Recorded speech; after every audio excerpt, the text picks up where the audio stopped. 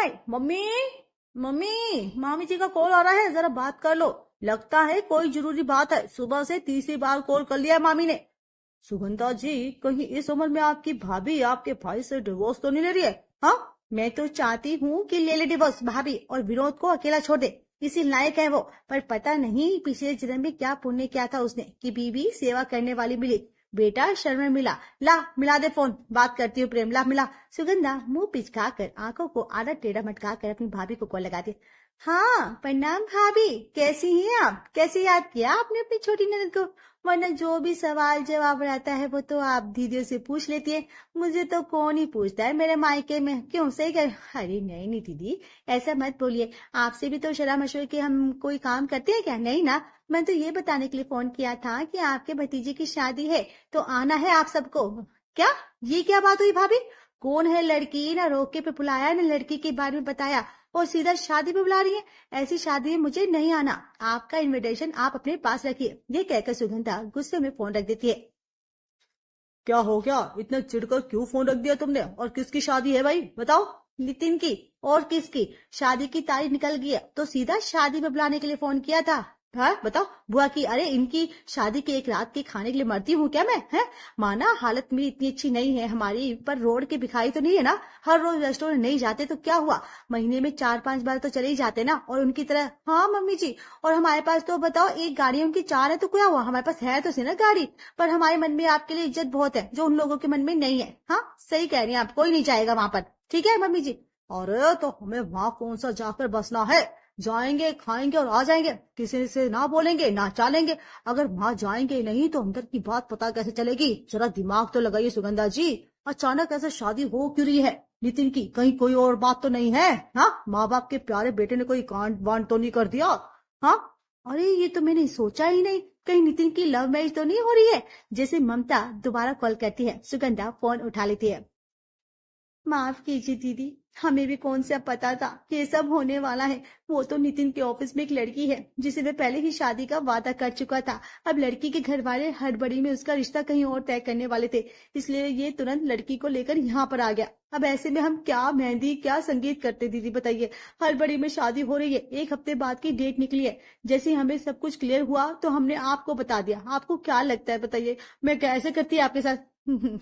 भाभी, मेरे भतीजा किसी को पसंद करेगा अपनी मन पसंद से करेगा और मैं मुंह सुजाकर बैठ जाऊंगी? नहीं ना, बिल्कुल भी नहीं। मैं तो चाहती हूँ कि बच्चे अपनी मन के जीवन साथी के साथ रहे। कम से कम उस घर में जो मेरे साथ हुआ था वो मेरे भतीजा भतीजी के साथ कभी ना हो। पर एक बात मुझे ना आपकी बहुत बुरी लगी भाभी, घर की नंद को फोन करके कौन न्योता देता है? मेरा तो मायका है, मैं तो उठकर आ जाऊंगी। पर आपके जीजा जी का क्या? तभी ममता के हाथ से फोन लेकर विनोद कहता है, जीजा जी के लिए तो मैं आ रहा हूँ दीदी कल, और तुम्हें जीजा जी को लेने तुम टेंशन क्यों लेती हो? सुगंधा मिठाई का डब्बा और महेश की चाट, बस इतना ही काफी है ना जीजा जी का दिल खुश करने के लिए? देख लेना तुरंत मान जाएंगे वो। कल आऊंगा और सीधा जीजा जी के पैरों पर गिर कर इस तरह नोता देने की माफी मांग लूंगा। ठीक है ना? चल अब तू सामान पैक करना शुरू कर दे। हाँ कितने प्यार से कह रहा है सामान पैक कर। और जब मैं 19 साल की उम्र में मैं सामान पैक करके अपने प्रेमी से शादी करना चाहती थी, तब तो मेरा दुश्मन बनकर मेरे सर पर ही खड़ा हो गया था। आज जब अपने बेटे की बारी आई तो कैसे झुक गया। यही दुनिया है। उस वक्त तूने मेरे साथ धोखाधड़ी की थी ना विनोद। अब मेरा वक्त है, मेरी बारी है। खुद की बीवी इतने रईसों के घर की लाया था जो दहेज में आए सामान से ही 3 कमरे भर गए थे, और मेरी शादी तूने भूखे नंगों के यहाँ पर कर दी। और दहेज में क्या दिया? 5100। तेरे कारण अपनी सास के बड़े ताने सुनने मिले थे मुझे, और इस तेरे घर में भी ना खुशियां मैं रहने नहीं दूंगी। दीदी बेटा सामान मान दो जरा, तुम्हारी मामी सास को भी तो पता चले कि असली बहू होती कैसी है। मैं समझ गई कि नहीं समझ गई? हाँ जल्दी से पैक कर ले सामान और फटाफट निकल। हाँ मम्मी जी समझ गई, आप फिक्र मत कीजिए। और अगली सुबह विनोद के साथ सुगंधा और उसका पूरा परिवार विनोद के घर आ जाता है। दिखावे में तो सुगंधा माहिर थी और उसका ड्रामा अच्छी बुआ बनने का शुरू हो जाता है।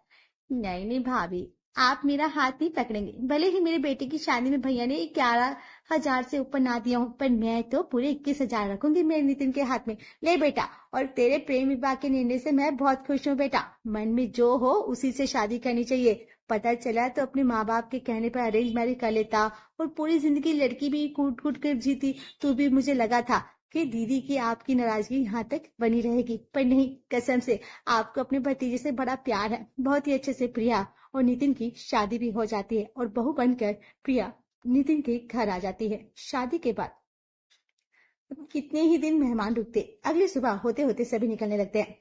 वैसे तो घर पर बहुत काम है मुझे, पर ऐसे ही बहू को छोड़कर चली जाऊंगी तो ठीक नहीं लगता ना। नितिन बेटा अब देख, वो तो दूसरे घर से आई है, उसे नियम कानून पता ही कहाँ है, और तेरी माँ जितनी सीधी है ना, मुझे लगता नहीं कि वो बहू को घर के नियम कायदे सिखा भी पाएगी। बाकी ननद जिनके पैर पूछे जाते हैं वह तो बड़े बड़े घरों में ब्याह कर चली गई है, उन्हें कहाँ फुर्सत रुकने की। अब घर में कोई जेठानी होती तो उसे देखकर सीख भी जाती है ना। यहाँ तो इकलौता तू ही है। क्यों, सही कह रही हूँ ना भाभी? अरे दीदी ये क्या बात कर दी आपने। तो जेठानी दीदी मैं एक काम करती हूँ ना दीदी, मैं मम्मी जी आपके साथ यहीं रुक जाती हूँ। वो क्या है ना, ये पापा जी और ये चले जाएंगे दुकान को संभालना है तो इन्हें लौटने देते हैं, मैं और आप हो तो सही यहीं रुक जाते हैं नई दुल्हन के साथ। बस यही चीज ना मुझे इस लड़की की भा जाती है भाभी, मेरे बिना कहीं ये जी ही नहीं लगता है इसका, और लोगों को तो लगता ही नहीं कि निधि मेरी बहू है, सब तो इसे मेरी बेटी समझते हैं। जीती रहे बेटी जीती रहे। सभी बातें कर रहे थे, तभी पहली रसोई के लिए प्रिया अपने कमरे से बाहर आती है और उसे देखते ही गले को रास्ते हुए सुगंधा इशारा करती है। मैं पानी लेकर आती हूँ बुआ जी, मौसम बदल रहा है ना, आपके गले में खराश हो गई है शायद। हाँ अरे थोड़ा तो दिमाग चलाओ प्रिया, अभी तो पापा जी और ये निकले भी नहीं हैं और मामा जी भी यहीं पर बैठे हैं। घर में बड़ों के सामने ना सर तो ढकना चाहिए ना तुम्हें है। हाँ हाँ, और तुम्हें तो आए 2 दिन हुए हैं, मुझे देखो 3 साल हो गए हैं शादी को, सर से पल्ला हटा है क्या? ओह सॉरी सॉरी मम्मी भाभी जी अभी लेके आती हूँ। हाँ हाँ गलती हो, ठीक है फिर आप लोग रसोई में जाइए, आगे बढ़े हम निकलते हैं, ठीक है। निधि के कहते ही प्रिया अपना सर ढक लेती है और पहले रसोई की तैयारी करने लग जाती है। ये तुम दूध में क्या चढ़ाया तुमने, आटा लगा रही हो क्या पूरी बनाने का है? हाँ हाँ भाभी वो क्या बनाओ? अरे भाई कितना कुछ सिखाना पड़ेगा तुम्हें। हाँ तुम्हारे ससुराल में पहली रसोई में ना गुड़ का शीरा बनता है, अब गुड़ का शीरा बनाना तो आता होगा ना तुम्हें? हाँ शीरा, अरे ये क्या, अरे मतलब हलवा भाई, इतना भी नहीं पता क्या? अच्छा अच्छा छोड़ो मैं बताती हूँ कैसे बनाना है, मगर इस बारे में किसी के सामने कुछ कह मत देना, वरना मामी जी ना मेरी खटिया खड़ी कर देगी, ठीक है। सुगंधा की परछाई निधि रसोई में वही करी थी जो सुगंधा चाहती थी, और हॉल में बैठी सुगंधा अपनों का दिल भर रही थी। सर ढके कि बेटा प्रिया के सर में दर्द तो नहीं हो जाएगा? अरे दीदी बोलना तो नहीं चाहिए वैसे, अरे मेरे सामने सर ढकना तो तुम्हारा भी बनता है भाभी, क्योंकि ननद भाभी से भी बड़ी होती है ना, पर यहाँ तो तुमने शुरू से संस्कारों पर लात मार रखी थी, तो क्या कहूँ, बहू को भी सिखा दो, ये सब आज सर नंगा किया है कल तुम सबको कर देगी। सुगंधा बिल्कुल ठीक कर रही है ममता, एक तो इतनी हड़बड़ी में शादी हुई है, कल को पता चला लड़की हमारे सर पर चढ़कर नाचने लगी, और तुम अगर एक बार को सामने से कुछ बोलोगी तो तुम्हारा और बहू का रिश्ता खराब होगा, पर बुआ सास बोलेगी तो मैं पलट कर जवाब भी नहीं दे पाएगी। वही तो भाभी समझिए भैया, मैं तो खुद प्रिया के सामने बुरी बन रही हूँ इस घर को बसाए रखने के लिए, और 1 घंटे की मेहनत और मशक्कत के बाद प्रिया बनाकर लाती है गुड़ का हलवा। ये आप सबके लिए गुड़ का हलवा काले तिल के साथ, खाइए आप। ठीक है बहू, तुम जाओ कमरे में और अपना बैग खाली कर लो, ठीक है। और जैसे ही प्रिया वहां से जाती है यह सुगंधा शुरू हो जाती है। कैसा प्यार किया बेटा तूने प्रिया, ये देख, इसको बताया भी नहीं तूने से कि तेरे घर में सबको शुगर है? बताओ, पूरे गुड़ का हलवा बना कर ले आई है, वह भी काले तिल के साथ। वो तिल पेट के लिए कितना भारी होता है पता नहीं है क्या इसको? अरे भैया आपको खाने की जरूरत नहीं है इसको, आपको ऐसे भी भारी खाना हजम नहीं होता। एक काम करो निधि, तुम जाकर सभी के लिए नाश्ता बना लो। मैंने तो 3-4 बार मना भी किया था प्रिया को, पर वो कह रही थी उनके घर में ना पहले रसोई पर यही बनता है, तो मैं क्या करती। अब मैं ना सभी के लिए नाश्ता बनाकर लाती हूँ। ऐसे ही कुछ देर बाद चक्कर लगाते लगाते सुगंधा जाती है प्रिया के कमरे में। बेटा ये कैसे 2 रुपए के कपड़े पैक किए तुम्हारे घर वालों ने? हाँ तुम्हारे लिए बड़े गरीब की घर की बहू आ गई। हाँ तुम तो, मेरा मतलब है हमारे घर पर ना ऐसे कपड़े नौकर भी नहीं पहनते। ये लाल साड़ी देखो क्या चटक रंग है इसका, इसे तो तुम यहाँ मत पहनना। लाओ ये साड़ी ना मुझे दे दो, मैं अपने घर के काम वाली को दे दूंगी, ठीक है। जाओ मुझे दे दो। कितनी गंदी लग रही है साड़ी। ठीक है बुआ जी, तुम अपने सारे कपड़े अलमारी में रख लो, तब तक मैं ना अपने कमरे में जाकर एक नींद ले लेती हूँ, और यहाँ सब हो जाए ना तो मेरे कमरे में आ जाना, मेरे घुटने बहुत दर्द कर रहे हैं। हद कर दी है इस बुआ जी ने, लगता ही नहीं कि मैं सांस भी ले पाऊंगी। या खैर बस 2 दिन की बीत जाए और फिर हनीमून के लिए निकल जाऊंगी। आज रात प्रिया बड़ी एक्साइटेड थी कि क्योंकि कल सुबह वो अपने पति के साथ हनीमून पर जाने वाली थी, पर उसकी एक्साइटमेंट पर लग जाता है बड़ा सा ताला जब सुगंधा कहती है, क्या नितिन, तू और बहू हनीमून पर जा रहे हो? अरे भाई मुझे बताना तो चाहिए था, मुझे तो पता ही नहीं था। वो तो बहू ने कमरे में से पैक बाहर निकाला ना, तो मुझे पता चला। अरे दोपहर में सत्यनारायण की कथा रखी है घर पर। हाँ, तुझे पता नहीं था क्या? आज तुम दोनों का निकलना बहुत मुश्किल हो जाए, आगे डेट बढ़ा दे। जब जोड़े के बीच सुख शांति जरूरी है कि हनीमून? हाँ हाँ दीदी आप ठीक कह रही है। एक काम करो बहू, तुम ना हनीमून पर कुछ दिनों बाद चली जाना, आज पूजा कर लो। गुस्से में प्रिया अपना बैग वहीं पटक कर कमरे में चली जाती है। पता नहीं क्या समझती हैं ये लोग। अरे हनीमून पे कोई कैंसिल करता है क्या किसी का? हाय राम, ये किस तरह के बैग पैकर गई है ये लड़की। हाँ लगाम कस के रख रही थी बेटा। मैंने तो सोचा था कि देखूंगी नहीं बहू अपने प्यार के चक्कर में कितना कुछ बर्दाश्त कर लेती है, पर ये तो कुछ भी बर्दाश्त करने को तैयार नहीं। कल मुझसे कह रही थी कि मैं जीन्स कब से पहन सकती हूँ बुआ जी। अब पता, इस घर में हमारी लड़कियों को जीन्स पहनने की परमिशन नहीं मिली और इससे कल से ही पहननी है जीन्स। है क्या लगता है ममता जी, आपको जल्दबाजी में इस रिश्ते के लिए हाँ करके ना हमने कोई गलती तो नहीं कर दी है? हाँ? अपने मायके में रायता फुलाकर बुआ जी बड़ी खुश थी। मुझे लगता है प्रिया के सामने आप बहुत बुरी बन चुकी है मम्मी जी। अब इमेज क्लीन करने का वक्त आ गया है। हनीमून पर जाने को नहीं मिला ना, कितनी दुखी प्रिया। अब ऐसे कंधे में कंधा कौन देगा? और सुगंधा जाती है प्रिया के कमरे में। रो मत बेटा, ये सब मेरे कारण हो रहा है। हे भगवान, भाभी मुझसे और कितना पाप करवाएगी। हाँ, आपके मेरे पैर पड़ रहे हैं बुआ जी। और भाभी आप ना मत क्या मतलब, मैं समझी नहीं आप क्या कह रही हैं बुआ जी? सब जो मुझसे क्या कह रही हैं आप? अरे जो मैंने तुमसे कहा था ना, वो मेरी भाभी ने कहा था तुमसे कहने को। मेरे तो पहले से यही होता आया है बेटा, हर बार किसी न किसी को बलि का बकरा बना दिया जाता था। वरना तुम ही सोचो, अपना घर अपना पति छोड़कर मैं यहाँ क्यों बैठी रहूंगी। अब मुझसे ज्यादा ड्रामा नहीं हो पाएगा, मुझे माफ कर देना। पर मैं क्या करूं, तुझे ऐसा करने के लिए तेरी सासू माँ ने बोला था।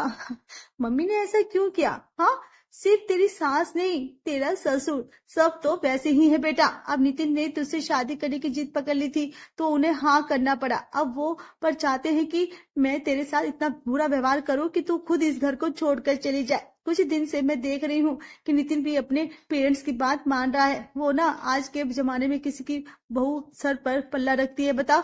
अरे मेरी निधि तो अपने ससुराल के सामने में ना तो जाती है ना, ससुराल के बाहर लगती जब रखती है सिर पे, वैसे नहीं रखती हमारे घर में सिर पे। वो तो बस यहाँ पर ड्रामा करने के लिए करवाए जा रहे थे बेटा। पूरी तरह रायता फैलाने के बाद बुआ जी तो निधि के साथ अपने ससुराल निकल जाती है। पर यहाँ प्रिया का दूसरा ही रूप लोगों के सामने आता है। स्लीवलेस टॉप और जीन्स पहनकर अपने कमरे से बाहर आती है। ये कैसे कपड़े पहने हैं बहू तुमने?